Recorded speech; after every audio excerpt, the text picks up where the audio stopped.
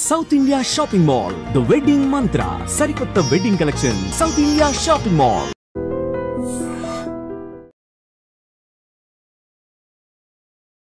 నమస్కారం, welcome to I dream. ధర్మ మార్గం విత్ విజిత కార్యక్రమానికి స్వాగతం.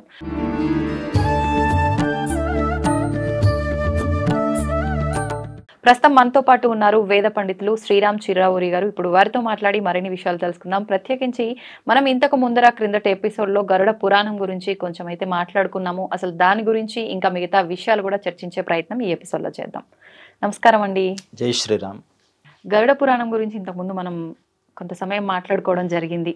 కొంత ఇంకా చాలాసేపే మాట్లాడుకున్నాం, కానీ అసలు ఎపిసోడ్లోకి ఎంటర్ అవ్వలేదు మనం అసలు విషయంలోకి. అయితే ప్రత్యేకించి గరుడ పురాణంలో 3 రకాల కాండాలు ఉంటాయని చెప్పి అన్నారు. ముందుగా ప్రేతకాండ గురించి తీసుకుందామని చెప్పి అన్నారు. ప్రేతకాండ అనగానే మాకు అర్థమయ్యేది ఇందులో ఎక్కువ చనిపోయిన వారికి సంబంధించే ఉంటుందేమో అని చెప్పి. ఏముంది అసలు చనిపోయిన వారి గురించి, దాంట్లో ప్రత్యేకించి ఏం రాస్తుందో తెలియజేయండి. గురుర్బ్రహ్మ గురుర్విష్ణుర్ గురుర్దేవో మహేశ్వర గురు సాక్షాత్ పరం బ్రహ్మ తస్మై శ్రీ గురవే నమః. గరుడ పురాణం గురించి మనం చక్కగా ముందర ఎపిసోడ్లో అసలు ఏంటి గరుడ పురాణం, ఏ రకమైన విషయాలు ఉంటాయి అనేది మనం అన్నీ అలా అలా అలా ఒకసారి టచ్ చేసుకుంటూ వెళ్ళాం. అవునండి. పూర్వకాండ, ఉత్తరకాండ, దాంట్లోనే భాగంగా ఈ ప్రేతకాండ అనే ఒక భాగంగా చెప్పేవారు. అంటే 78 అధ్యాయాలు ఉత్తరకాండ ఉంటే దాంట్లో 13 లేదా 14 ఈ ప్రేతకాండని చెప్పారు. ప్రేత అంటే గమనం చేస్తున్నవాడు, నడుస్తున్నవాడు, వెళుతున్నవాడు అని. గమనం చేస్తున్నవాడికి ప్రేత అని పేరు. ప్రేత అంటే మన పేరు విన్న వెంటనే ఏదో ప్రేతంలా ఉంది, భూతం అనే ఒక మాటకి వెళుతున్నాం. అది భూతం కాదు, భూత ప్రేత పిశాచాలు అని చెప్తాం. అంటే భూతాలు వేరు, ప్రేతాలు వేరు, పిశాచాలు వేరు. ఇట్లా ప్రేత అంటే అప్పటిదాకా ఒక శరీరంలో ఉండి అక్కడి నుంచి ఏ శరీరాన్ని నేను పొందాలి అని ఆలోచనతో వెతుకులాట చేసుకుంటూ ఒకవేళ ఏదైనా శరీరం దొరికితే దాని నుంచి అది పర్మనెంట్ శరీరం కాదు, తాత్కాలికంగా మాత్రమే.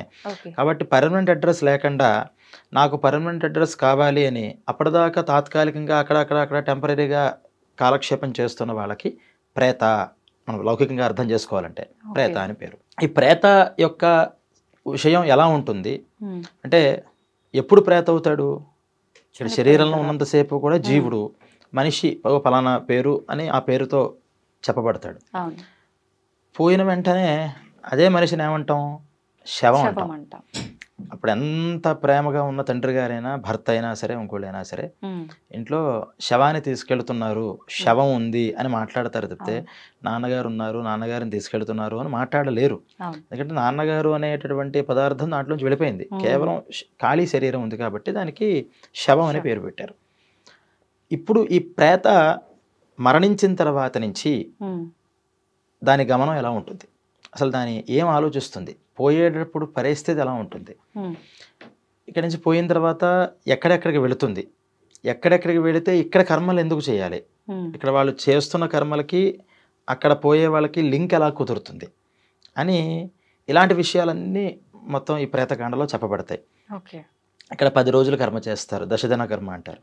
ఈ దశదిన కర్మ ఎందుకు చేయాలి, మాసికాలు ఎందుకు పెట్టాలి, సంవత్సరికాలు ఎలా చేయాలి, ఈ భార్య అక్కడ ఏడుస్తూ ఉంటుంది, అలాంటి సమయంలో రోదనం చేయకూడదు ఇంట్లో అంటారు, కానీ చేయకుండా ఉండలేరు కదా. చేస్తే ఎటువంటి భావాలు ఆ ప్రేతకి కలుగుతాయి అంటే, ఇక్కడ ఏడుస్తే అతనిలో ఎటువంటి చలనం వస్తుంది.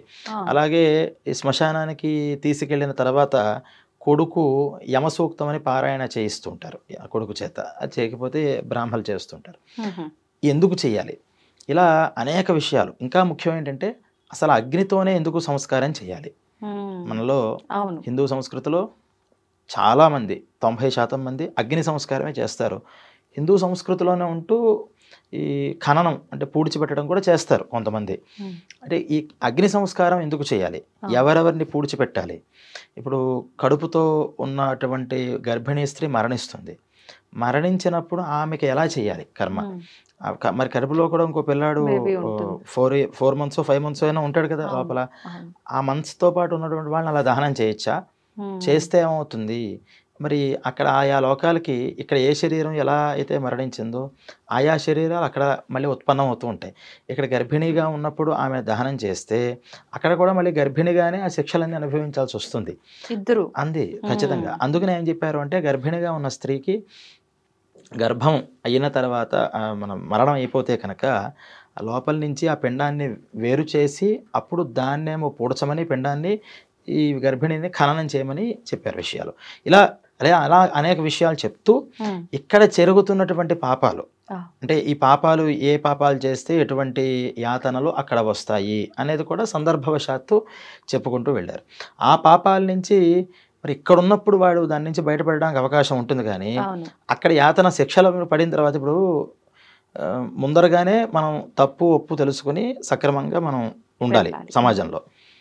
మనకెవరు టీచ్ చేయలేదు, టీచ్ చేసినా మనం నేర్చుకోలేదు, తప్పు చేసాం, మనకి శిక్ష పడింది, జైల్లోకి మనల్ని పెట్టారు, కోర్టులో మనకు శిక్ష వేశారు.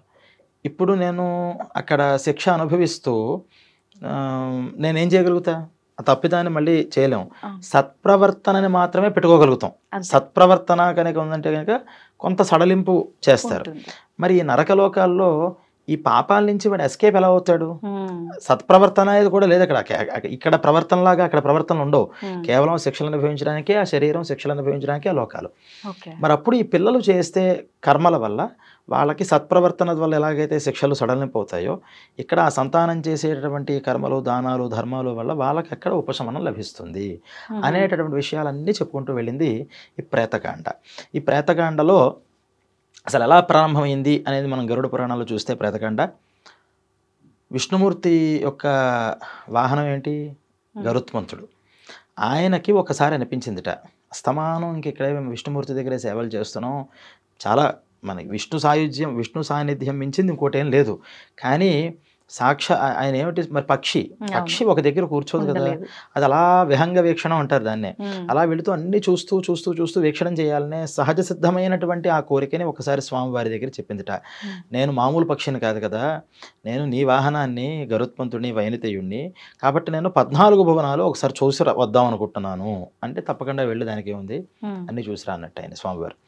మొత్తం అన్నీ చూసింది, అన్ని లోకాలు తిరిగింది. చివరిగా స్వర్గలోకము, అలాగే భూలోకము, పాతాళలోకం, ఈ లోకాలను చివరిలో చూసుకుని వచ్చింది.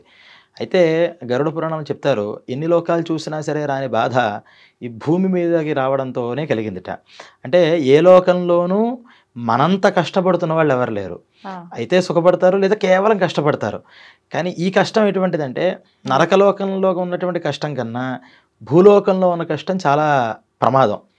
ఎందుకంటే నీకు 10 days ఫుడ్ ఉండదు అని పెట్టేసి 10 days ఫుడ్ ఉండదు అని ఫిక్స్ అయిపోతే మైండ్కి మన కర్మ అంతే, 10 days ఫుడ్ ఉండదు అని మనం మెంటల్గా ఫిక్స్ అయిపోతాం.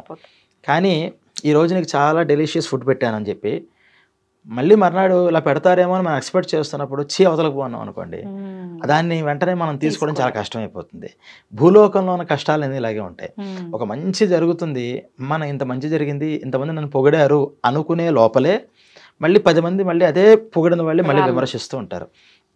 ఈ కష్టాలు చూసి ఆయన కూడా చాలా బాధపడ్డట్టు, ఇన్ని కష్టాలు ఉన్నాయేంటి భూలోకం వాసులకి అని. వెంటనే నేను ఇక్కడ ఉండలేను, ఫస్ట్ ఒకసారి విష్ణుమూర్తిని దర్శనం చేసుకుంటే కానీ నా మనస్సు శాంతించదు అని బయలుదేరి వెళ్ళాడు. మిగతా లోకాలు ఎలా ఉంటాయంటే కొన్ని తమోగుణ లోకాలు ఉంటాయి. అక్కడ కేవలం తామసిక ప్రవృత్తి, అరుస్తారు, కొట్టుకుంటారు, తింటారు, నిద్రపోతూ ఉంటారు. కొన్ని లోకాలు రజోగుణ ప్రవృత్తితో ఉంటాయి. అక్కడ ఆనందంగా నృత్యం చేస్తారు, అసురాపానం చేస్తూ ఉంటారు, ఆనందిస్తూ ఉంటారు వాళ్ళ పని. కొన్ని సత్వగుణము, రజోగుణము కలిసి ఉంటాయి. అంటే పలానా కోరిక కావాలని ఒక గోలు పెట్టుకుంటారు, దానికోసం తపస్సులు చేస్తూ ఉంటారు. కానీ వైకుంఠలోకంలో అందరూ సాత్విక మూర్తులు, కేవలం సత్వగుణమే మాత్రమే ఉంటుంది. అక్కడ అంతా కూడా ఉంటుంది దేనికోసం అంటే విష్ణుమూర్తి దగ్గర ఉండడమే మాకు లక్ష్యం. నీకు ఎందుకయ్యా వైకుంఠలోకం ఎందుకు వెళుతున్నావు నువ్వు అని ఏ విష్ణు భక్తుడినైనా అడిగితే, ఎందుకు వెళుతున్నావు? స్వామివారి దగ్గర ఉండడానికి వెళుతున్నాం, ఆయన చూస్తూ ఉండడమే మాకు ఆనందం. అలాంటి మైండ్ సెట్తో వచ్చిన వాళ్ళందరూ కూడా ఆ లోకంలో కూర్చుంటారట. అలా వీళ్ళందరూ కూర్చున్నారు. అక్కడ స్వామివారు దగ్గర అమ్మవారు సేవ చేస్తున్నారు. ఈయన చూసిన వెంటనే, మరి నాయన అన్నీ బాగా చూసావా, ఏంటి విశేషాలు ఏంటి అని అడిగారట స్వామివారు. చూడడంతోనే వీళ్ళంతా అన్నీ బాగున్నాయి స్వామి, కానీ భూలోకానికి మించినటువంటి లోకం లేదు, కానీ అంత కష్టమైన లోకం కూడా లేదు. ఎందుకంటే ఎవరైనా ఏదైనా సాధించాలి అంటే ఆ లోకాల్లో ఇక్కడ చేసినటువంటి పుణ్యాలు పాపాలు అనుభవం తప్పితే ఎర్నింగ్స్ లేవు. గుడ్ ఎర్నింగ్స్ ఆర్ బ్యాడ్ ఎర్నింగ్స్ని అక్కడ మనం యూజ్ చేయాలంతే, తప్పితే సంపాదిద్దామంటే లేదు. స్వర్గలోకం వెళ్ళడం పుణ్యం సంపాదిస్తాను లేదు. చేసుకున్న పుణ్యం అయ్యేదాకా నువ్వు ఇక్కడ ఉండు, అయిపోతే నెట్టేస్తాం ఇక్కడి నుంచి, యమలోకమైనా అంతే. కానీ భూలోకంలో పుణ్యపాపాలు సంపాదించే అవకాశం ఉంది. చాలా పుణ్యపాపాలు కూడా నాకు అక్కర్లేదు అంటే డైరెక్ట్గా నీ దగ్గరికి వచ్చేసే మార్గం కూడా అక్కడే ఉంది, వేరే లోకాల్లో లేదు. కానీ భూలోకంలో కష్టాలు కూడా ఇలాగే ఉన్నాయి చాలా. ఎన్ని ధర్మాలు అంటున్నారు. ఇక్కడ ఒక మనిషి పోతే ఎక్కడైనా నేను అన్ని లోకాలు చూశాను, అక్కడ మనిషి కనుక మరణం కనుక జరిగితే అక్కడి నుంచి వాళ్ళు అంతర్ధానం చెందిపోతున్నారు. ఇప్పుడు స్వర్గలోకంలో వాళ్ళ టైం పీరియడ్ అయిపోయింది, అక్కడ మాయమైపోతాడు అంతే. కానీ భూలోకంలో ఒక మనిషి అప్పటిదాకా ఉండి వాడి మరణ యాతనే చాలా అద్భుతంగా, చాలా వర్ణనాతీతంగా ఉంది. మరణిస్తున్నప్పుడు, మరణించిన తర్వాత వీళ్ళంతా కూడా రకరకాల కర్మలు చేస్తున్నారు. ఇక్కడ పేడలకుతున్నారు, దర్భ వేస్తున్నారు, నువ్వులు వేస్తున్నారు, పురుగు పెడుతున్నారు, ఇలా ఏవేవో చేస్తున్నారు. అవన్నీ ఎందుకు చేయాలి అవి నాకేం అర్థం కావట్లేదు అని పెద్ద ఒక 25 to 30 క్వశ్చన్స్ వేసేట స్వామివారిని. ఇవన్నీ ఎందుకు చెప్పారు అంటే మనకి ఇదంతా పురాణాలన్నీ నైమిషారణ్యంలో స్టార్ట్ అవుతాయి కదా. వాళ్ళు ఎక్సలెంట్ క్వశ్చన్ వేశారు శౌనకాది మహర్షులందరూ సూతుల వారిని. ఏమనంటే, ఏమయ్యా భగవద్గీత ఏమంటోంది, వాసాంసి జీర్ణాని యథావిహాయ అని ఒక శ్లోకం చెప్పారు ఎవరు, మన శ్రీకృష్ణ పరమాత్మ. ఈరోజు కట్టిన బట్ట వదిలేసి రేపు మళ్ళీ కొత్త బట్ట ఎలాగైతే మనం కట్టుకుంటున్నామో, ఈ జీవుడు కూడా కొంతకాలం ఈ శరీరంలో ఉంటాడు, దీని ఎక్స్పైరీ డేట్ రావడంతోనే ఇది వదిలేస్తాడు, ఇంకో శరీరానికి వెళ్ళిపోతూ ఉంటాడు అని చెప్పారు. మళ్ళీ కొన్ని చోట్ల ఏమని చెప్తారంటే, ఇక్కడ మరణించిన తర్వాత యమలోకానికి వెళ్తాడు, అక్కడ ఆ శిక్షలన్నీ అనుభవించిన తర్వాత మళ్ళీ పుడతాడు అని. ఈ రెండిట్లో ఏది కరెక్ట్? మరి ఈ రోజు నేను బట్టలు విప్పి రేపు ఇంకో బట్టలు నేను వేసేసుకుంటున్నాను, టైం ఇక్కడ కంటిన్యూటీ ఉంది. కానీ ఈ యమలోకము శిక్షలు అనే దగ్గర మళ్ళీ గ్యాప్ వస్తుంది. ఈ రెండిట్లో ఏది అసలు కరెక్ట్ అని ఆయన దగ్గర అడిగితే అప్పుడు సేమ్ దీనికన్నా ఎక్కువ క్వశ్చన్స్, ఇలాంటి క్వశ్చన్సే గరుత్మంతుడు వేశాడు. దానికి మీకు చెప్తాను వినండి అని ప్రేతకాండ అంతా కూడా మనకి సూతుల వారు స్టార్ట్ చేసినట్లుగా గరుడ పురాణంలో చెప్పబడింది. దాంట్లో అనేక, అంటే మనం ఎపిసోడ్స్ చేయడంలో కూడా ముఖ్య ఉద్దేశం ఏంటంటే, ఏ కర్మలకి ఏ శిక్షలు అని ఒక్కటి తెలుసుకున్నంత మాత్రాన మనకి ఉపయోగం ఉండదు. ఎందుకంటే ఇప్పుడు ఈ కలియుగంలో ఇది చేస్తే తప్పు, ఇది చేస్తే ఒప్పు, ఇది చేస్తే పాపం వస్తుంది, ఇది చేస్తే పుణ్యం వస్తుందని చిన్నపిల్లాడి దగ్గర అందరికీ తెలుసు. మనం ఏమనుకుంటాం, అమ్మ మనకు తెలియని ధర్మాలు చాలా ఉన్నాయి, తెలిసిన ధర్మాలే మనం ఫాలో అవ్వం. మనకు తెలుసు అబద్ధం ఆడకూడదు, తెలియదా అందరికీ, ఆడితే ఏమైంది అనే నేచర్ ఉంటుంది అక్కడ. కాబట్టి అబద్ధం ఆడితే పలానా శిక్ష వస్తుంది అని చెప్పేసినంత మాత్రాన అమ్మో మనం అబద్ధం ఆడకుండా ఉండాలి అని ఒక మైండ్ సెట్ రాదు. దానికి పూర్వాంగం అసలు దాన్ని మనం నమ్మాలి అంటే ఫస్ట్ నుంచి ఏం జరుగుతోంది, ఇక్కడి నుంచి మరణించిన తర్వాత ఉన్నటువంటి ప్రపంచం ఎలా ఉంటుంది అనే విషయాలు కూడా మనం తెలుసుకుంటే మనం ట్రాన్స్లోకి వెళ్ళి అప్పుడు మనకి తప్పొప్పులు చెప్తే, బాబు నీ జర్నీ ఇలా ఉంటుంది, నెక్స్ట్ జర్నీ ఇక్కడ నుంచి. అంటే ఇప్పటిదాకా నా ప్రపంచంలో మీరు ఉన్నారు, ఇండియాలోనే పుట్టారు, ఇక్కడే ఉన్నారు, రేపు ఎప్పుడో మీకు అబ్రాడ్ ఆఫర్ వస్తుంది, మీరు ఎప్పుడు వెళ్ళలేదు అక్కడికి, అమ్మ నాకు వెళ్ళాలంటే ఎలాగా, ప్రాసెస్ ఏంటి, ఇవన్నీ మీరు తెలుసుకుని అప్పుడు మీరు అక్కడికి వెళ్ళిన తర్వాత అక్కడ లా ఎలా ఉంటుంది అనేది మీరు తెలుసుకోవాలి. అవేం తెలుసుకోకుండా ఇప్పుడే అక్కడ కార్లన్నీ కూడా లెఫ్ట్ సైడ్ నుంచి వెళ్ళవట, రైట్ సైడ్ నుంచి వెళుతూ ఉంటాయట, స్టీరింగ్స్ ఎలా ఉంటాయట అంటే దానివల్ల మీకు ఉపయోగం ఏంటి? ఊహో అనుకుంటారు అంతే, ఇది ఫాలో అవ్వాలి అని మీరు పెట్టుకోరు. కానీ మీకు కావాల్సింది ఏంటి, ఫస్ట్ ఇక్కడి నుంచి నేను ఎలా వెళ్ళాలి, వెళ్ళినప్పుడు అక్కడ కరెన్సీ ఏంటి, అక్కడ ఉన్నటువంటి సిస్టమ్ ఎలా ఉంటుంది, ఆ రూల్స్ ఏంటి అని అన్నీ మీరు తెలుసుకుని అప్పుడు మీరు వెళ్ళిన తర్వాత అక్కడ దాకా మీరు జర్నీ చేసిన తర్వాత నేర్చుకోవాల్సిన కొన్ని ఉంటాయి.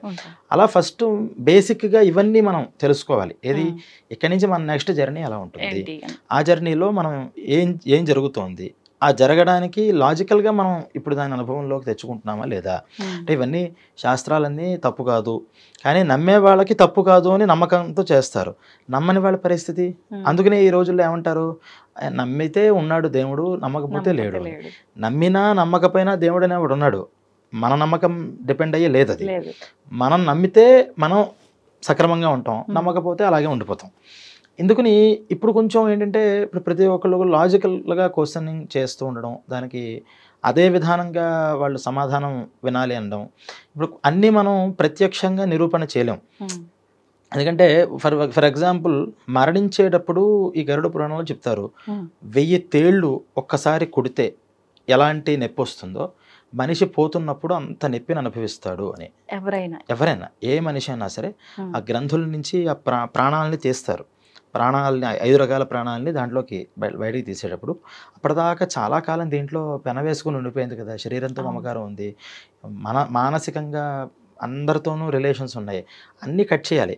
అన్నీ కట్ చేసి ఒక్కసారి లాగేటప్పుడు ఆ నొప్పి ఎలా ఉంటుంది అంటే శరీరం నుంచి బయటికి వస్తున్నప్పుడు 1000 తేళ్లు కుడుతున్నట్టు నొప్పి వస్తుంది అన్నారు. ఇప్పుడు నేను ఎలా ప్రూవ్ చేస్తాను దాన్ని? అది ప్రూవ్ చేయాలి అనుభవించిన వాళ్ళు చెప్పలేరు. వాళ్ళు చెప్తే అనుభవం తేళ్లే కొట్టవండి. బట్ చెప్పలేని పరిస్థితుల్లోనే ఆ నొప్పిని అనుభవించి వెళతాడు. కానీ మరి దీన్ని మరి ఏ రూపంగా మనం చెప్పగలుగుతాము అంటే లాజికల్గా ఆలోచిస్తే అప్పుడు మనం చెప్తారు, అప్పుడు సిచ్యువేషన్ ఎలా ఉంటుందంటే ఈ శ్లేష్మం అంతా కూడా గొంతుల్లోకి అడ్డొచ్చేస్తూ ఉంటుంది, ఈ నవరంధ్రాల దగ్గర కూడా అంతా మసకగా తయారవుతూ ఉంటుంది, కళ్ళు బయర్లు గమ్ముతూ ఉంటాయి. అసలు ఏది ఫస్ట్ ఒక బ్లర్ అయిపోతుంది. బ్లర్ అయిపోయిన తర్వాత బ్లర్ అయ్యే మునుపు ఏంటంటే అన్నీ గుర్తొచ్చేస్తుంటాయి ఫాస్ట్గా. భార్య, పిల్లలు, ఆస్తులు, పాస్తులు, మంచి పేర్లు, ఇవన్నీ అలా రీల్ కింద సరసర తిరిగిపోతుంటాయి. ఎక్కడ ఒక పాయింట్ దగ్గర ఆగుదామన్నా వాడి వల్ల కాదు.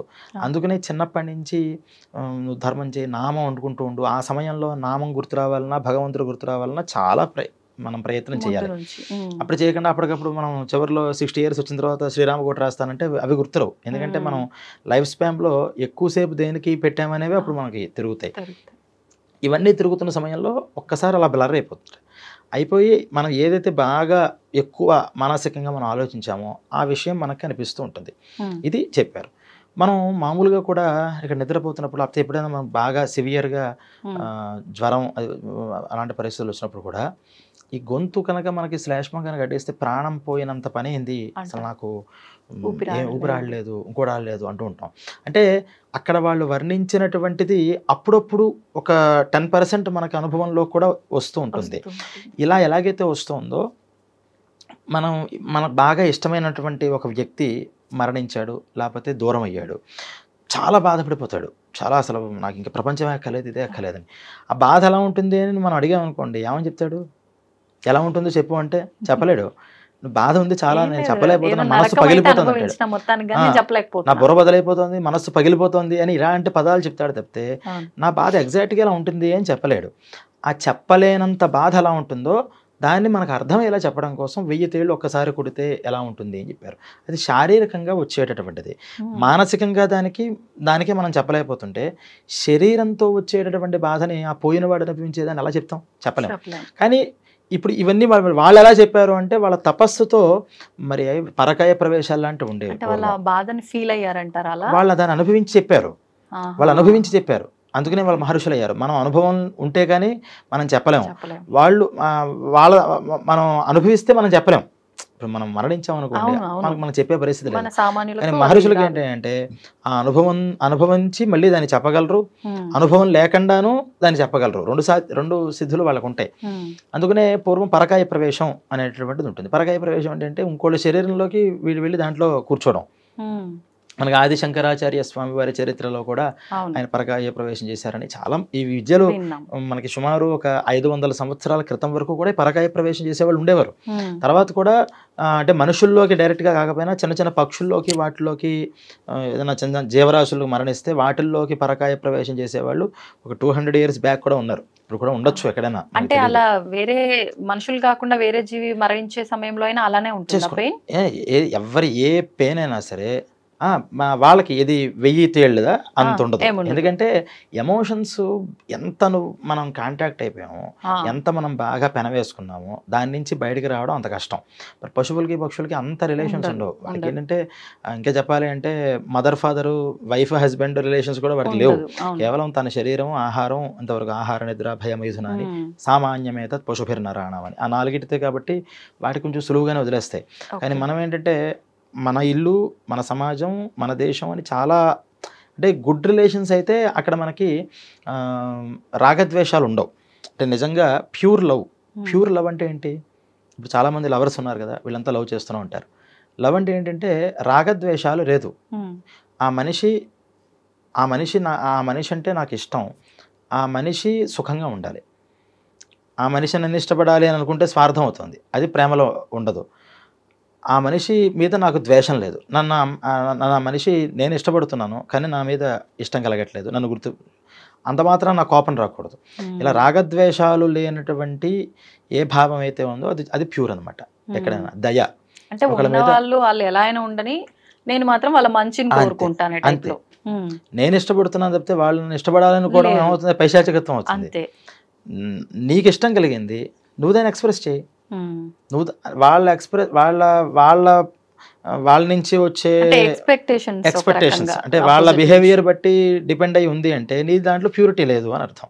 ఇలా రాగద్వేషాలకి అతీతంగా మనం ఏదైతే ఒక ఎమోషన్స్తో ఉంటామో ఇటువంటి ఎమోషన్స్ చాలా గొప్పవి. ఆ ఎమోషన్స్ ఉండవు కదా మరి అన్నిటికీ మనుషులకి. అలాంటి ఎమోషన్స్ మనకి బంధాలు అవ్వవు. సమాజ సేవకులు ఉంటారు, ప్రపంచం అంతా బాగుండాలనుకుంటారు, మన దేశ నాయకులు ఉన్నారు, పూర్వం కూడా సామాజికంగా చేసిన వాళ్ళు ఉన్నారు. వీళ్ళంతా కూడా ప్రపంచంలో చాలామంది బాగుండాలి, అయ్యో వీళ్ళంతా కష్టాలు పడుతున్నారే, అన్నం లేకుండా బాధపడుతున్నారే, చదువు లేకుండా బాధపడుతున్నారే అని ఎంతోమందిని, మరి వీళ్ళంతా కూడా మరి బంధం వేసుకున్నట్టేనా అంటే కాదు, దాంట్లో ప్యూరిటీ ఉంది. కానీ మన దగ్గర ఏంటంటే ఎక్స్పెక్టేషన్స్, ఎంత స్వార్థం.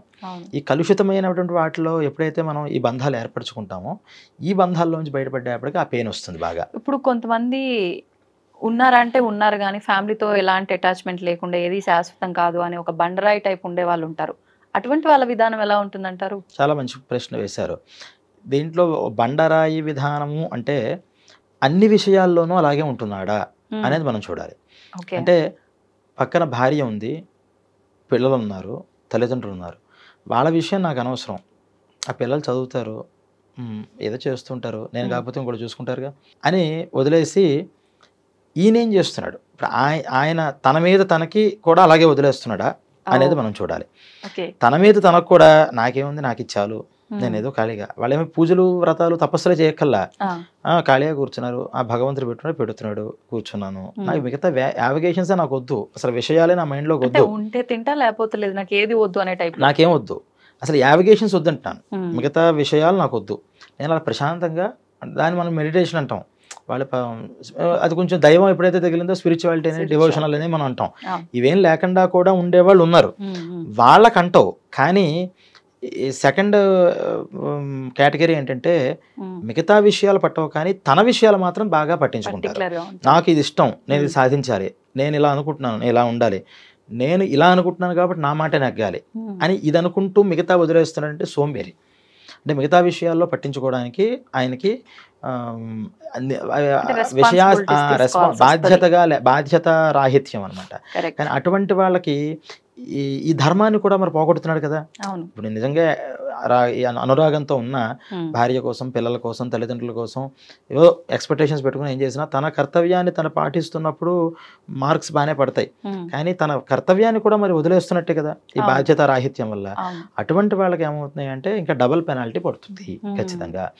ఈ బండరాయిగా ఉండడం అనే దగ్గర మనం అర్థం చేసుకోవాల్సింది, వాళ్ళు సోంబేరులై అలా ఉంటున్నారా, లేదా వాళ్ళకి అసలు మానసికంగా ఏమీ పట్టవా. ఏమీ పట్టకపోతే ఒకళ్ళ దగ్గర పట్టి ఇంకో విషయంలో పట్టకుండా ఉండకూడదు, అన్ని విషయాలు అలాగే ఉండాలి. అసలు ఇష్టాలు ఉండకూడదు.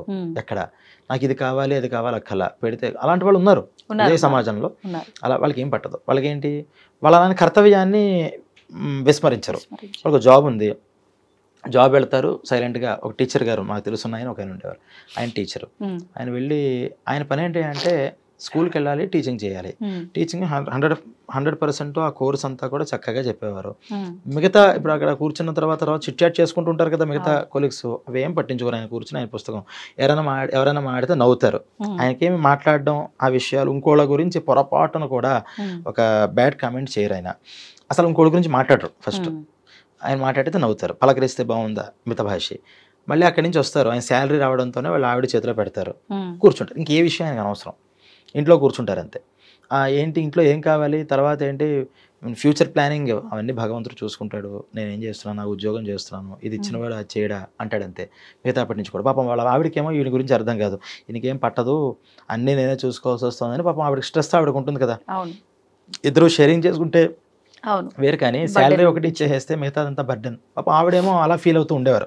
కానీ వాస్తవానికి ఈయన ఫ్యామిలీ విషయమే కాదు, ప్రొఫెషనే కాదు, పర్సనల్గా కూడా ఆయనకి ఆశలు లేవు.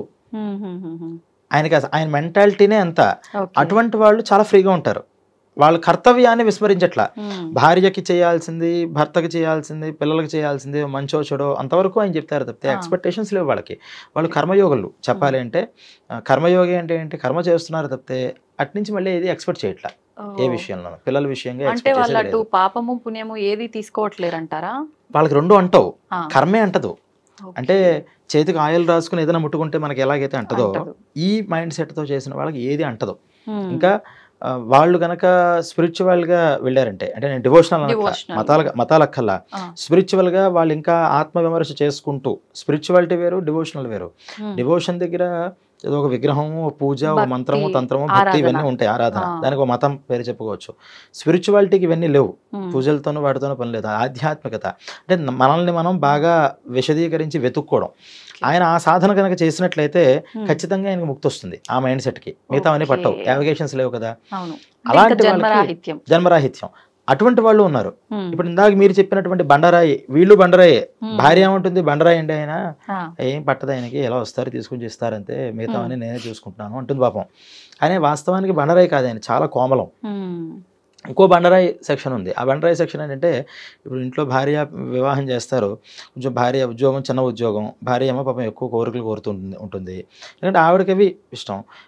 అయితే ఏం చేయాలి, ధర్మం పెట్టుకున్న తర్వాత అయితే ఈవిడికి అర్థమయ్యే లెవెల్లోకి ఈవిడైనా మనం మార్చాలి. అమ్మ నా శాలరీ 10,000 కాబట్టి మనం ఈ దాంట్లో ఉండాలి అని మార్చగలగాలి. లేదా తనని సాటిస్ఫై చేయాలి అంటే నీ శాలరీని 30,000 కింద మార్చుకుని చేయాలి, దానికోసం ఎఫర్ట్ చేయాలి. అసలు ఇదంతా నాకెందుకు, ఈవిడి కోసం నేనెందుకు కష్టపడాలి అని ఎస్కేప్ అయిపోయి వెంటనే హరిద్వార్లో, ఋషికేశ్లోనూ ప్రత్యక్షం అవుతారు. వాళ్ళు అక్కడ సన్యాసి వేషం వేసుకుంటారు, మేమంతా వదిలేసామంటారు. అక్కడ కూర్చొని మళ్ళీ ఎర్నింగ్స్, అక్కడ ఎర్నింగ్స్ బాగానే ఉంటాయి, అక్కడ మళ్ళీ సేవింగ్స్ ఉంటాయి, అక్కడ ఏం జరుగుతోంది, ఇదేం జరుగుతోంది, వాళ్ళ ఫుడ్, వాళ్ళ వ్యవహారం అన్నీ చూస్తారు. కానీ భార్య విషయంగా ఈ బాధ్యతని వహించాలి అంటే వాళ్ళకి ఇరిటేషన్ వచ్చేస్తుంది. బాధ్యత అనేది వాళ్ళకి నచ్చదు. అటువంటి వాళ్ళకి డబల్ పెనాల్టీ ఖచ్చితంగా పడుతుంది. ఇది ఒక రకంగా చేతగానితనం, సంపాదించలేక ఫ్యామిలీని. చేతకానితనం కూడా పర్వాలా. చేతకానితనం అంటే పాపం వాళ్ళకి ఇవన్నీ చేయాలని ఉంటుంది కానీ చేయలేకపోవడం. నా ఫ్యామిలీని నేను కరెక్ట్గా చూడాలి, చెందాలి అని అనుకుంటాడు, కానీ పాపం ఆ ఎబిలిటీస్ ఉండవు బై బర్త్. పాపం అంటే బై బర్త్ అలా ట్రైన్ అయ్యి ఉండరు. ఎలా ఉండాలి, ఎలా మాట్లాడాలి, చెందాలి అనే చేతకాక ఉండడం వేరు. అసలు వీళ్ళకి ఆ ఇంటెన్షనే ఉండదు. ఫ్యామిలీని నేను వాళ్ళకి ఇష్టమైన విధానంగా, వాళ్ళ కోసం నేను ఎందుకు కష్టపడాలి అనుకుంటాడు. నీకోసం నేను ఎందుకు కష్టపడాలి, నా కోసం నేను కష్టపడుకుంటా. ఇదంతా స్వార్థం అండి. అటువంటి స్వార్థపరులు మరి సంసారాల్లోకి చేసుకోకూడదు, రాకూడదు. నువ్వు అసలు వివాహం చేసుకోకూడదు, పెళ్ళిళ్ళు చేసుకుని పిల్లల్ని కనకూడదు. తల్లిదండ్రులుగా మరి వాళ్ళని వదిలేస్తే వాళ్ళని వదిలేయడం కూడా తప్పే, అలా వాళ్ళకే పుట్టకూడదు. అటు వాళ్ళిద్దరిని ఇబ్బంది పెట్టడము, ఇటు వీళ్ళ ముగ్గురు ఫ్యామిలీ బిడ్డలు చాలా వీళ్ళని ఇబ్బంది పెట్టడము. అటువంటి వాళ్ళకి ఏమవుతుంది అంటే ఈ స్వార్థం అనేటటువంటిది చాలా ప్రమాదము. మీకు ఎన్ని దాంట్లో చెప్పినా, ఈ పురాణాలన్నీ రాసిన తర్వాత వ్యాసుల వారి దగ్గరికి వెళ్ళి, ఇంత రాసావు కరెక్టే, అంత చదివే ఓపిక అయితే మాకు లేదు, తర్వాత కలియుగంలో అసలు ఉండదు, 2 లైన్స్లో చెప్పు నువ్వు చెప్పే విషయం ఏంటో ఒక్కసారి అని అడిగారట వీళ్ళంతా వెళ్ళి. ఏంటి ఆ గ్రంథాలు, 18 పురాణాలు, 18 ఉపపురాణాలు, భారతాలు, ఇవన్నీ ఇంత ఎవరు చదవరు, అసలు నువ్వేం చెప్దాం అనుకుంటున్నావు, అసలు నువ్వు దేనికోసం ఒక్క 2 లైన్స్లో చెప్పంటే, 2 లైన్స్ కూడా అక్కర్లేదు, ఒక్క లైన్లో చెప్తాను అని. శ్లోకార్థేన ప్రవక్ష్యామి యదుక్తం గ్రంథకోటిభి. ఇన్ని కోటానుకోట్ల గ్రంథాలు రాశాను కదా, అదంతా ఒక్క సగం శ్లోకం 2 లైన్స్ చెప్పమన్నావు కదా, నేను ఒక్క లైన్లో చెప్తాను అని ఆల్రెడీ ఒక లైన్ చెప్పేశాడు. ఈ లైన్ ఏంటంటే ఈ లైన్లో చెప్పలా, నేను చెప్తాను అని చెప్పాడు. పరోపకార పుణ్యాయ పాపాయ పరపీడనం. నీకు పుణ్యం కావాలి అనుకుంటే పక్క వాళ్ళకు ఉపకరించి, పాపం కావాలి అనుకుంటే పక్క వాళ్ళని ఇబ్బంది పెట్టు అని సింపుల్గా చెప్పాడు. ఇది అర్థం అవ్వడం కోసం ఈయన రాశానయ్యా. నీ సమాజంలో ఇప్పుడు ఈ పరోపకారం అంటే ఏంటి అనేది అర్థం అవ్వాలంటే మీ దగ్గర ఒకటి ఉంటుంది, మీ ప్రొఫెషన్లో, నాకు ఒక రకమైనగా ఉంటుంది. ఇంతమందికి ఎన్ని చెప్తాం, ఒక్కొక్కరి గురించి రాసుకుంటూ. అందుకుని నేను ఇన్ని గ్రంథాలు రచించాను. ఇన్ని గ్రంథాల్లో నీకు ఎక్కడ కనిపిస్తావో నువ్వు దాన్ని పట్టుకుని నువ్వే అక్కడ కనిపిస్తూ ఉంటావు ఆ సిచ్యువేషన్స్లో. అలా నేను ఈ వ్యూహ రచన అంతా చేశాను. పరోపకారం అంటే ఏంటి, నిన్ను అవతల వాళ్ళు నీతో ఎలా ఉంటే నువ్వు హ్యాపీ ఫీల్ అవుతావో అవతల వాళ్ళతో నువ్వు అలా ఉండగలగాలి, అది నీ ధర్మం. అవతల వాళ్ళు నీతో ఉంటే నువ్వు ఎలాగైతే ఇబ్బంది పడతావో నువ్వు అలా ఇతరుల వాళ్ళతో ఉండకూడదు.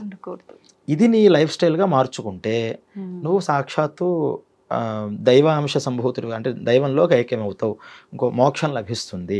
ఈ పరోపకారం అర్థం అవ్వాలి. పరోపకారం అంటే హెల్ప్ చేయడం ఒకటే కాదు, చెప్పాం కదా, అవును. హెల్ప్ చేయడం పరోపకారం అనుకుంటే అదొక్కటి దగ్గర ఆగిపోతుంది. మనం యువతరులతో భార్యాభర్తలు ఉన్నారు, భార్యాభర్తల మధ్యలో హెల్పింగ్ ఏముంటుంది? భార్య ఒక భర్త భార్య నాతో ఇలా ఉంటే బాగుంటుంది, ఇలా గౌరవిస్తే బాగుంటుంది అని ఏదైతే అనుకుంటున్నాడో దాన్ని నువ్వు ఆమెకి ఇవ్వగలగాలి. నువ్వు అదే గౌరవాన్ని ఇవ్వు, అదే ప్రేమని ఇవ్వు.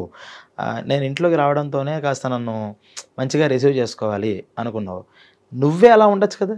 బయట నుంచి రావడంతోనే నువ్వే తనలా రిసీవ్ చేసుకునేలాగా ఉంటే ఎక్కడ సమస్య ఉండదు. వాస్తవానికి సమస్య స్టార్ట్ అయ్యేదే మనం ఇలా అవతల వాళ్ళు ఇలా ఉండాలని డిసైడ్ చేస్తాం తప్పితే మనల్ని మనం ఇంచు కూడా మార్చుకో మనం. ఎందుకు మారాలి నేను నీకోసం? నువ్వే మారచ్చుగా. పక్క వాళ్ళని మార్చడంలో 100 ఎఫర్ట్లు పెడతాడు, వీడిని మార్చుకోవడంలో ఎంత ఎఫర్ట్ కూడా పెట్టాడు. అంటే వాళ్ళు ఒకటే ధీమాతో ఉంటారు, నేను కరెక్ట్ గానే ఉన్నా, నువ్వే కరెక్ట్ గా లేవు. అది అహంకారం. దాన్ని పోగొట్టుకోవడం కోసం ఇన్ని రకాలైన గ్రంథాలు రాశాను నీకు, ఇన్ని రకాల. మరి అహంకారం పోవాలంటే ఇన్ని పూజలని, ఇంకోది ప్రతి మీరే పూజనే చూసుకోండి, ఫస్ట్ అహంకారం పోతుంది. అహంకారం పోవడానికే ఉంటాయి మీకు అన్ని పూజల్లోనూ. ఫస్ట్ పూజల్లో మీరు ఏ పూజ ప్రారంభించినా ఫస్ట్ చేతిలో ఒక తాంబూలం పెట్టి నుంచోబెట్టి కొన్ని మంత్రాలు చెప్పి ఆ తాంబూలం ఇచ్చి నమస్కారం చేయమంటారు. నమస్కారం చేయాలంటే మనకు ఎంత అహంకారం పక్కకు పెట్టాలి మనం. అయితే మనం ఎంత తెలియగలవాళ్ళం అంటే నమస్కారాన్ని కూడా ఒక దాన్ని ఏమంటారు, ఒక ఫార్మాలిటీ కింద మార్చేసాం. కొంచెం అలా పక్కకి రండి దండం పెడతాను అనే రకంగా మనం తీసుకొచ్చేసాం. కానీ నమస్కారం చేయడం అంటే అది మన సాటి మనిషే, మనతో పాటు కనిపించే మనిషే. కానీ ఆయనకి మనం తల వంచి పాదాలకి సాష్టాంగ నమస్కారం చేయాలి అంటే చాలా అహంకారాన్ని పక్కన పెట్టాలి. అక్కడి నుంచి ప్రతి ఇన్సిడెంట్ భగవంతుడి దగ్గర చేతులు జోడించండి, సరస్సు ఉంచండి. అంటే ఎంతసేపటికి మన అహంకారాన్ని తగ్గించుకోవడం కోసం ఎటువంటివి ఉపాయాలు ఉన్నాయో అన్నీ చెప్పుకుంటూ వెళ్ళారు అని మనకి ఈ గ్రంథాలన్నీ నీకు చెప్పాను. అందువల్ల పరోపకారం అంటే గుడ్ నేచర్తో యువతలో అందరితోనూ ఉండు, పాపాయ పరపీడనం, బ్యాడ్ నేచర్తో ఎవరితోనూ ఉండకు. దానివల్ల నీకు సుఖదుఖాలు వస్తాయి. ఈ సుఖదుఖాల వల్ల ఈ నరకలోకం స్వర్గలోకం ఇవన్నీ తిరుగుతూ కూర్చుంటూ ఉంటావు తప్పితే బయటకు పడలేవు. సింపుల్గా నీకు చెప్పాను అని చెప్పాట. సింపుల్గా చెప్తే అర్థమైందా? పరోపకార పుణ్య అర్థం కాక మళ్ళీ ప్రశ్నలు వేస్తే మళ్ళీ అష్టాదశ పురాణాలు మళ్ళీ వస్తాయి. అందుకని ఈ గరుడ పురాణంలో కూడా మనం చెప్పింది ఏ దాంట్లో చూసుకున్నా సరే లైఫ్ స్టైల్ మార్చుకోవడం అనేది మనం విద్య ఎందుకు చదువుతామండి? చిన్నపిల్లల్ని మనం ఎందుకు స్కూల్ చదివిస్తాం? ఎడ్యుకేషన్ చేయడం అనేది ఎందుకు ఎడ్యుకేషన్ అంటే బాగా సంపాదించడం కోసం, మంచి లైఫ్లో ఉంటాడనో కాదు, క్యారెక్టర్ బిల్డప్ అవ్వాలి. ఇప్పుడు అటువంటి విద్యలు తగ్గిపోయాయి ఈ రోజుల్లో. క్యారెక్టర్ పుస్తక నాలెడ్జ్ గానీ అందులో మనకెంత అవసరం ఉంది అనే నాలెడ్జ్ లేదు. అంటే మీకు విద్యా విధానమే మొత్తం మారిపోయింది కదా చాలా. ఇప్పుడు కొన్ని చోట్ల మళ్ళీ మనకి మోరల్స్ కావాలని స్టార్ట్ చేస్తున్నారు. కానీ ఇప్పటిదాకా కూడా ఎందుకు చదువుతున్నాం అంటే ఇంకా వాడికన్నా ఫస్ట్ ర్యాంక్ రావాలి, వీడికన్నా ఫస్ట్ ర్యాంక్ రావాలి, టాప్లో ఉండాలి, మంచి కాలేజ్ రావాలి, మంచి ప్యాకేజ్ రావాలి, అంతే. ఇంకా అక్కడదా అయిపోయింది. మంచి ప్యాకేజ్ వస్తే ఏం చేయండి, మంచి లైఫ్ వస్తుంది, మంచి వైఫ్ వస్తుంది, లైఫ్ అటు వెళ్ళిపోతుంది. కానీ ఈ విద్యని పూర్వం ఎందుకు చెప్పేవారు అంటే క్యారెక్టర్ని బిల్డప్ చేయడం కోసం. వాళ్ళకి లోపల అనేక జన్మ సంస్కారాలతో ఇక్కడ మనం పుడుతూ ఉంటాం. ఆ పుట్టిన వాళ్ళ యొక్క క్యారెక్టర్ బిల్డప్ అవ్వాలి అంటే ఆ విద్యలు తెలియాలి. ఏది వివేకం, ఏది సత్యం, ఏది అసత్యం, ఏది ధర్మం, ఏది అధర్మం అనే విషయాలు వాళ్ళకి తెలియడం కోసం. అవి అంటే రూల్స్గా రాసి పెట్టలేదు మనకి, ఇవన్నీ ఇంతే రూల్ అని చెప్పాల. ఒక కథానికని తీసుకొచ్చి ఆ కథని చదువుతూ ఉంటే, ఇప్పుడు రామాయణం అంతా చదివారు అనుకోండి, ఏమర్థమవుతుంది రామాయణం చదివిన తర్వాత? అరే రాముడిలో ఉండాలి మనం, రాముడు చూసావా ఇలా ఉన్నాడు, ఈయనలో ఎన్ని గుడ్ క్వాలిటీస్ ఉన్నాయి, రావణాసురుడిలో కూడా అన్ని గుడ్ క్వాలిటీస్ ఉన్నా సీత అనే విషయం మీద అదొక్క మైనస్ పడడంతో మొత్తం మైనస్ అయిపోయాడు, వెళ్ళన్ అయిపోయాడు. కాబట్టి పొరపాటున ఎప్పుడు కూడా పరస్త్రీల జోలికి మనం వెళ్ళకూడదు అనేటటువంటిది మనకు అర్థమవుతుంది. అక్కడ చెప్పారు ఆ విషయం. చివరిలో మొత్తం అంతా చెప్పిన తర్వాత ఫలశ్రుతిగా రాముడిలాగా ఉండు, రావణాసురులాగా ఉండకు అని చెప్పలేదు, స్టోరీ చెప్పాడు అంతే. అది ఇలా ఎవరికి అర్థం అవ్వాలో అర్థమవుతుంది. కొంతమందికి ఏమర్థమవుతుంది, ఆ రాముడు అన్ని పనులు ఇలా చేసేసి చివరికి రావణాసురుడిని అలాగా విభీషణుడిని హెల్ప్ చేసుకుని అతను మోసం చేసి అలా చేశాడని వాడికి అర్థమవుతుంది. అంటే వాడి నేచర్కి అలా అర్థమవుతుంది. ఆయన చెప్పదలుచుకుంది ఏంటి అంటే ధర్మం ఎలా ఉంటుంది, అధర్మం ఎలా ఉంటుంది, నీకు ఏది తోస్తే అది ఫాలో అవ్వు అంతే. ఎందుకంటే ఇది ఫాలో అవ్వు అని ఫోర్సిబుల్లీ చేసేది కాదు అది. నీ నేచర్ ఆఫ్ మెంటాలిటీ ఎలా ఉందో దాన్ని బట్టి నువ్వు ఫాలో అవుతావు. కాబట్టి నీకు చూపించడం వరకునే నేను చేయాల్సింది. ఏ గురువులైనా ఆ విద్యని కూడా అలా చూపించేవారు, ఇది మంచి ఇది చెడు అని. తద్వారా ఒక మంచి సంస్కృతి సంప్రదాయాలు ఇవన్నీ కూడా తెలిసేవి. పూర్వం మరి మీ అమ్మగారు వాళ్ళ టైంలో కూడా వాళ్ళు కాలేజీలకు వెళ్ళి చదువుకొని ఉంటారు. వెళితే కాలేజీలో కూడా చాలా మర్యాదపూర్వకంగా మాట్లాడుకునేవారు. ఒక ఆడ మగ వస్తే అప్పటిదాకా స్కూల్స్లో కూడా ఉరై పోవే రావే అనే మాటలు మాట్లాడుకునేవారు కాదు పూర్వం. లేదు, మామూలుగా అంటే ఉరైని ఉసై లేకుండా పిలుచుకునేవారు. కాలేజీలోకి వచ్చిన తర్వాత ఖచ్చితంగా అంటే ఒక వయసు వచ్చిన తర్వాత అమ్మాయికి మగపిల్లల్ని పేరు పెట్టి పిలిస్తే అలా పిలవకూడదు, అయితే వరుస పెట్టి పిలవాలి లేదా గారు అని పిలవాలి అని నేర్పించేవారు.